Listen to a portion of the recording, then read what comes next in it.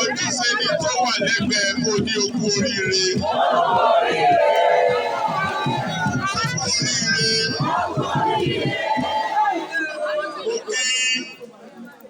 Gbogbo ìṣíwọ̀ pátápátá.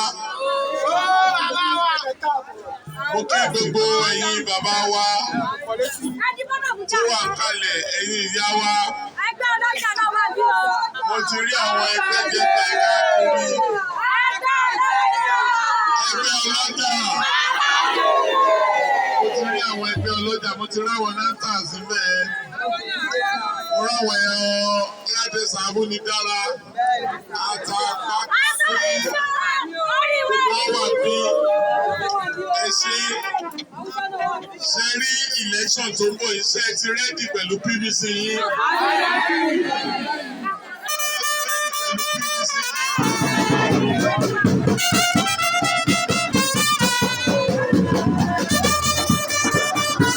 Ìgbà PVC wa ó ṣe pàtàkì láti lọ gbà á.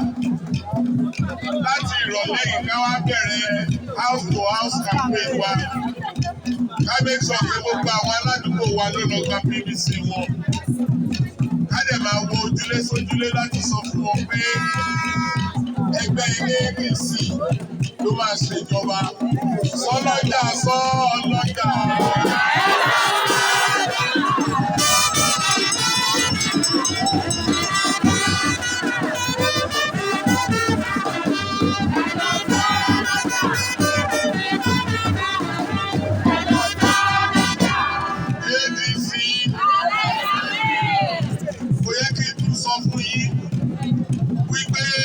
Ìyà tó ti ń jẹ mẹ̀kúnnù lábẹ́ ìjọba yìí ó tó gẹ́.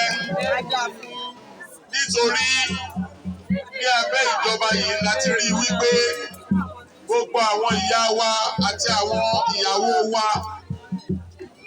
wọ́n ti sọ wọ́n di ẹdun arinlẹ̀ tó jẹ́ pé kí wọ́n tó lè ṣe òjò wọn.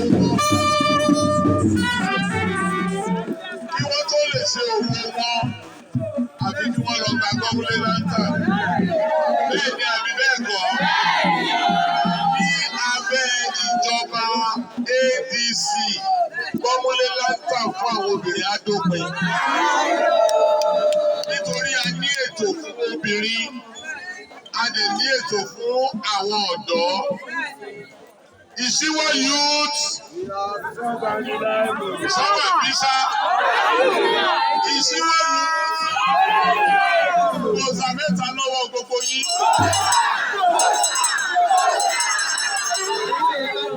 Ẹ̀yin lẹ́ni election yìí o, ẹ̀yin youth wa.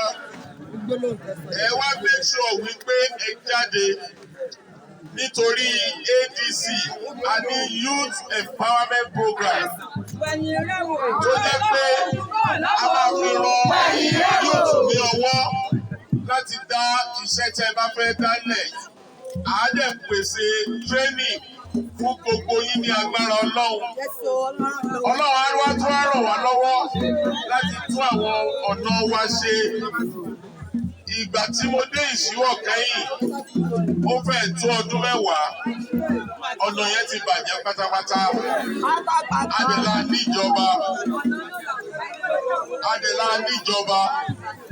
So wọ́n sọ fún mi pé kí n sọ bí n ṣe jẹ́ fún yín. Ẹ mọ orúkọ gómìnà yín àbẹ́ mọ̀? BOT.